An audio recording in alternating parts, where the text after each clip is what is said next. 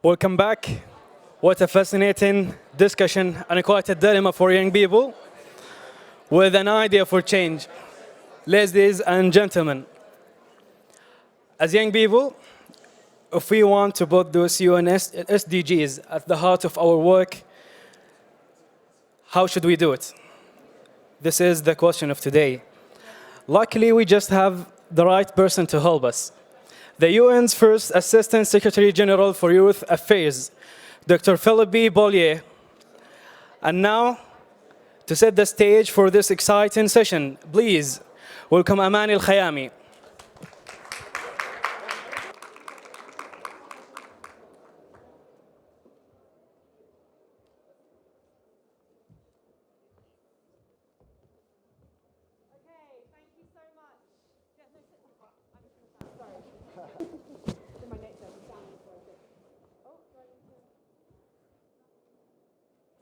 Can you hear me?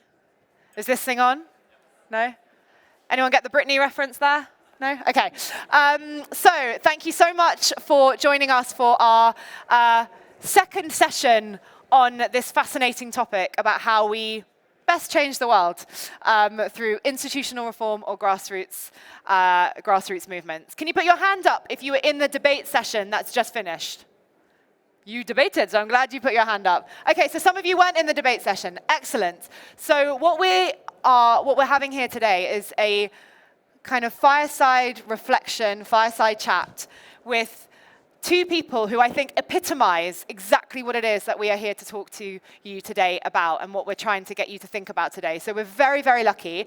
I'm now going to sit down and I'm going to hand over to our speakers here today to tell us, first of all, where do you stand on the topic that we just heard? So for those that don't know, the debate that we just had was that we should prioritize institutional reform or grassroots change to create longer-lasting, grassroots movements, sorry, to create longer-lasting change. So, I was about to say Dr. Felipe, but you said I should just call you Felipe. Tell us, where do you stand on this topic? Thank you, Scarlett, and thank you also for the two amazing speakers we had in the previous session. It was really great to listen, and even when you were defending, I think, for the idea of the session, that was really to have a discussion around this challenge. It was very powerful also how to reflect about, I think that one of the biggest challenge that we have in terms of catalyzing change, you know. So I'm not going to be very original with what I'm going to say. And coming from the UN, which is basically a platform where we need to build, and what we are doing is trying to build dialogue, trying to have common goals, and having to move together. I would say that for me, there's not one position against the other one, you know. My role within the United Nations and the office I had is an institutional reform trying to address this gap, you know. But the success of our mission cannot be done if it's not connected to grassroots transformation, you know. I think that, Scarlett, to reflect about, I think that the issue here is really about trust and trust building, you know. I think that one of the biggest challenges we face, and I will sit now basically from my role in the United Nations, being part of an institution, you know. I was not chosen by young people to be in my role. I was appointed by the organization to take this role.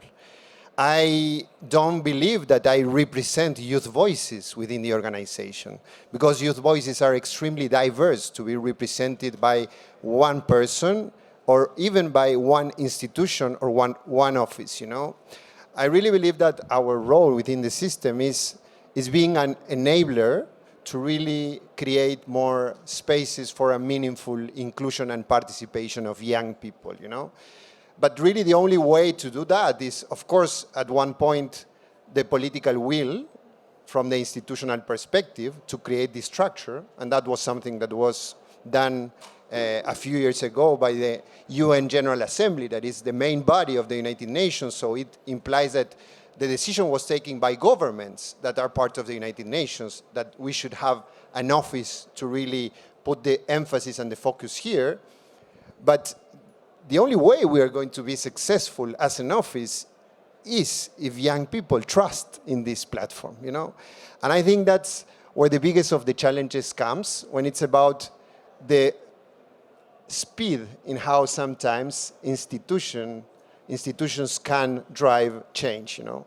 And for the UN, this is one of the biggest challenge, because we are speaking of one of the most diverse platforms in the world, you know. I think it's the most complex in terms of managing geopolitical issues, you know, because the decisions in the UN are taken by 193 nations at many levels, when we are talking at least about the United Nations General Assembly. So I think that I don't believe that we should look at this in a dichotomy of one against the other one. I think that everyone has a part of it. But I think what is very important is that each of us identify which is our square of influence, our square of responsibility, you know. And for us at the United Nations Youth Office, it's really about creating, enabling these spaces, and at the same time is, okay, how we make those that have the structures accountable for what they are doing for young people. And that's sometimes what is our role within the system. Amazing. And I think what's really interesting is, although you said that you don't consider yourself as representing youth voices in the UN, you don't speak for youth because it's so much more diverse than just you. You are the youngest ever senior appointment at the UN. Is that correct? It's pretty amazing. So I think you're probably pretty well placed, at least, in that context. But I'm interested now. So we have literally the institution represented on this side, even though we're not saying there's not dichotomy, it's a combination of the two. And then on this side of the stage, we have the representation, I guess, of grassroots change, so of grassroots movement. So we have, Amani, do you want to just tell us a little bit about what you think of this on this discussion? Yes, well, thank you very much. I'm very honored to be speaking with ESG, Felipe here. And as somebody who's worked across, you know, the private sector, public institutions, international organizations, as well as government, I can tell you, you need everybody to come together. And I think this is something that ASG said in different ways, but also the previous session talked about. But the difference is you need the translator sometimes. Translator in between these different steps. Lots of work is being done on the institutional level, and lots of work is being done on the grassroots level. But what's not happening sometimes is the translation of how does that relate to me. A lot of times, a lot of us sit in these meetings or in government or in different international events, or even sometimes here, you know, at these platforms, and we're sitting here thinking, okay, this policy, this thing that is happening, how does this help my life? How is this pertains to me? And that's what sometimes you need, that translator, somebody who worked with these organizations, who can translate to the other side. And on the other hand as well, you need people from the grassroots side to be also understand how organizations, how governments operate, and it can translate. And we were having this discussion the other day, right? And what we see, and here I know my title said Global Compact previously, but here I'm talking on behalf of me starting this initiative a while back called Saudis in International Organizations. And the whole point of creating this initiative was to motivate more young Saudis to understand how international organizations work. Because not everybody necessarily understand how it helps and relates to my life. But also, how can I meaningfully contribute? And with the question of grassroots versus institutions, I love what the previous panel and what the previous debate did. But what it need to do more is to bring everybody on the table equally. You know, bring the decision maker with the youth, sitting together not as tokenized individuals, but rather as people who are driving change, people who are writing the policy, not people who are being affected by the policy. And that is really important. Thank you. A round of applause. Love that. Okay, so based on the debate we had before, but also kind of on what you both have just said here, I'd love to hear from each of you of, are there specific initiatives or goal SDGs or whatever, however you want to phrase it, that you think are more suited to, say, a grassroots spark versus like an institutional kind of movement? So top down or bottom, are there specific ones you think are more suited? So perhaps, Felipe, you could answer that first. So maybe before jumping into that, and an extra also reflection and thinking I want to share with all of you, which is again engaged with this challenge of trust building, you know. And I think that the issue of trust, it really transcends the United Nations as a platform. This is a challenge for institutions everywhere, at every level, you know. And not only public institutions, I think this is a challenge for private sector, you know. Because in the last 10, 15 years, because of the disruption that technology has brought into our communities, our relations have been transformed dramatically, you know. The capacity we have to be informed, the capacity we have to connect across each other, the capacity we have to mobilize together, you know, that has created a completely different environment than 15 years before. And at the same point, institutions mainly remain with the same structures and the same structures for decision making and policy making, you know. When we look at this challenge of trust, also I think we need to add another level of complexity here, which is the intergenerational dialogue, you know. And this is a room full of young people, and this is a space full of young people, but also with decision makers being part of it. Not only proposing this space, but being part of it and creating a space for a dialogue and an interaction. And I think that's what we need when it's about really connecting and creating the bonds between grassroots and institutions. I think that the challenge here is about how to put this into practice. I think that we all agree that this is something necessary, you know, and that was the political commitment governments did in the United Nations when they decided to create a United Nations Youth Office. And I think that is just a starting point, you know, and I'm sure that this will continue delivering, creating different structures at different levels, because it's not only at the global level that we need these platforms.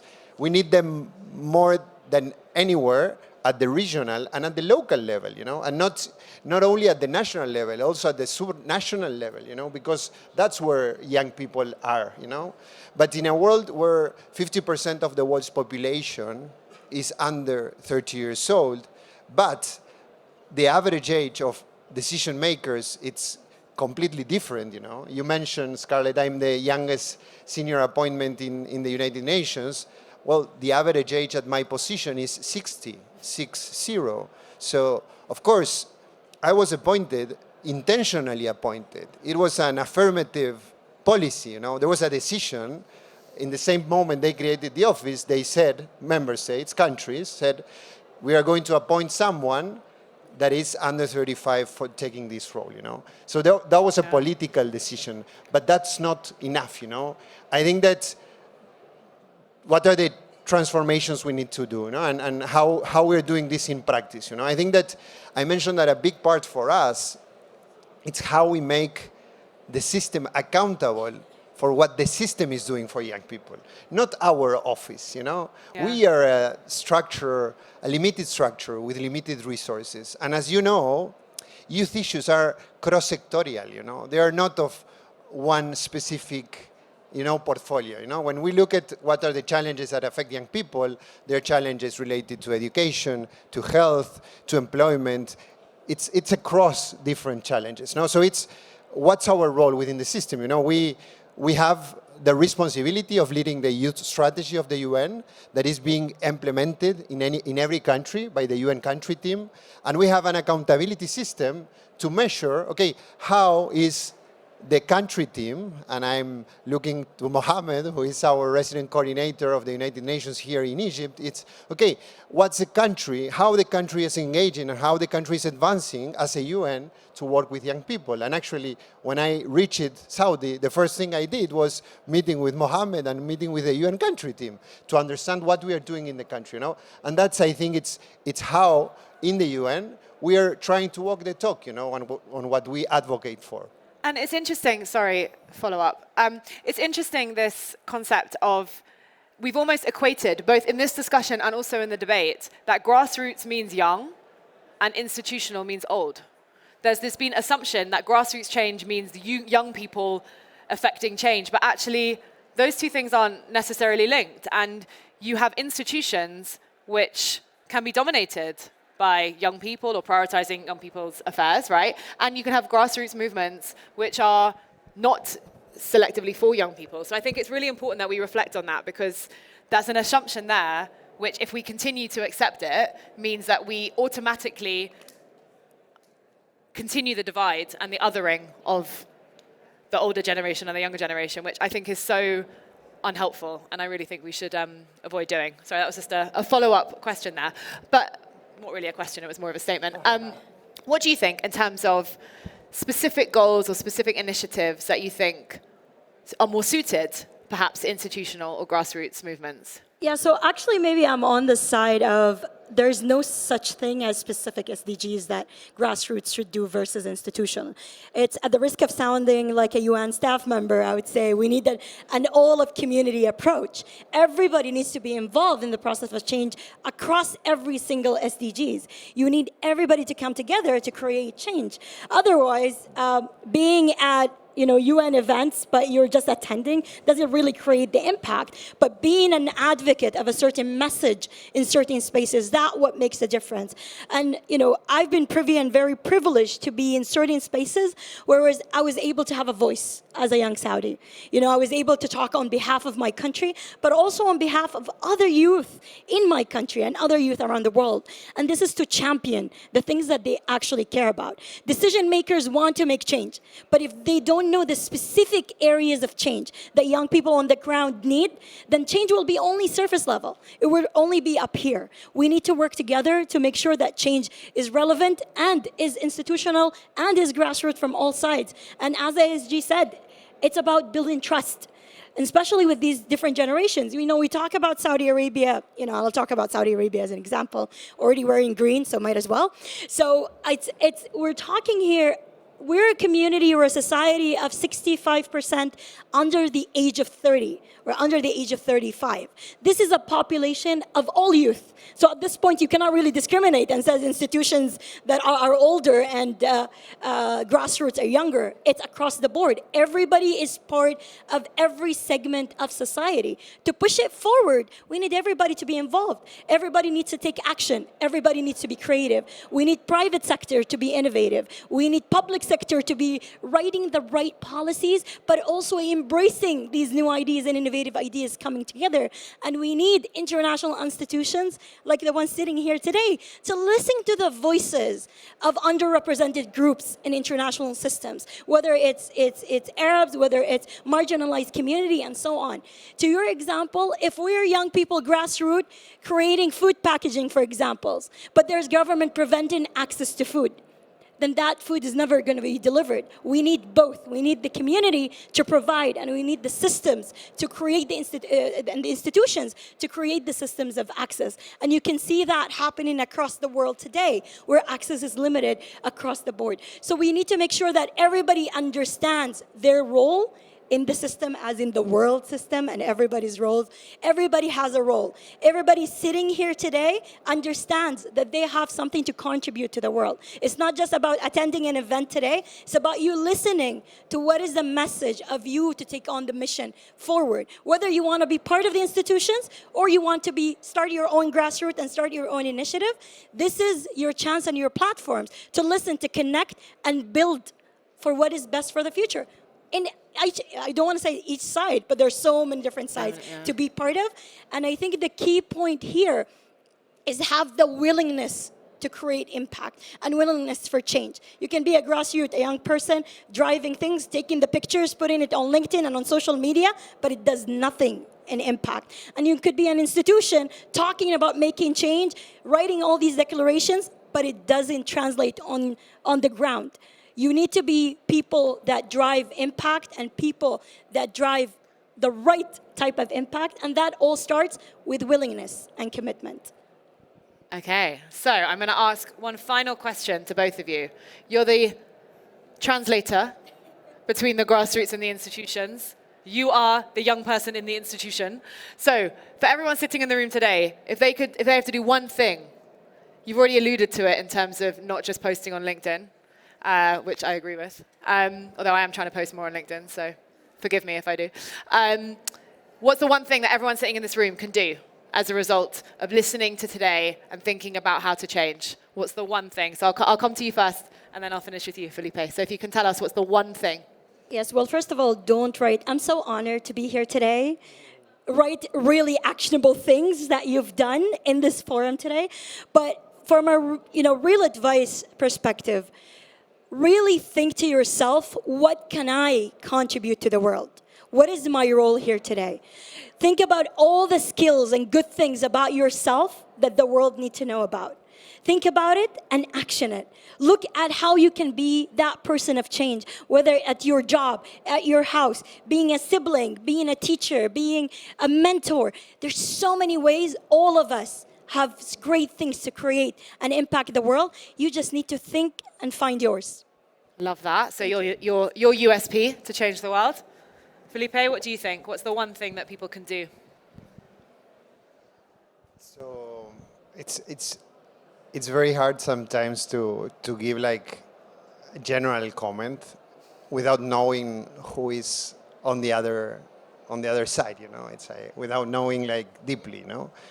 So maybe one first reflection on my side is that yes, of course, I think that there's a necessity of empowering. There's a status quo that is currently not reflecting, and it's not being sufficiently inclusive of the society it should represent in terms of the institutional and the institutions we have. But at the same time, it's about understanding that the only way of really creating long-term change is together, So the change needs to include young people or it won't change. But at the same time, it needs to be intergenerational or it won't be, So I think that's the point. So, and maybe my reflection on this, and I hope it's something for you, it's like, this implies that we need more dialogue, at every level, We need more dialogue across people that are different, that come from different backgrounds, that understand the world in a different way. So maybe for me, something that helps is before dissenting, when I'm with someone, is before putting a label in the person, that is very easy to put a label to everyone, Let's try to put myself on the shoes of where he or she is coming from, and try to understand, because at the end, I think that most of the society wants the best for the society where we live, So I think that sometimes it's really about enabling us to really build trust with the other person, And that comes not putting at the first time we meet someone or at the first time we are engaging with someone, putting a label, understanding what we believe this person is, I think we could all do with a little bit more empathy and understanding. And I think if those debaters showed you anything, they were able to argue so articulately for opinions that they didn't necessarily believe. That's a really good way of starting to think about how we can change the world. So figure out your USP, figure out how you can uniquely add, talk to someone, connect with someone, understand something. And between those two elements, I think we've prioritized long-lasting, sustainable change. You want to, yeah? No, I just wanted to say for those of you who are really interested in international careers or working on diplomacy and politics, and you happen to be Saudi, I do recommend you to look us up on LinkedIn. Saudis and international organizations. That what we're trying to do is provide mentoring, announcement about jobs and what's happening in the international communities, and hopefully provide guidance to all of you who are interested. So I do hope everybody join us. So really the one thing you can do is connect with her on LinkedIn. Yeah, well, not me, but with the group, Yeah. but also Okay. with me. Thank you very much. Let's give our speakers a big round of applause. Thank you so much. Okay, thank you. Thank you so much. That was awesome. They've changed it. They changed the thing very quickly. I know. Thank you. I know. Thank you. You're awesome.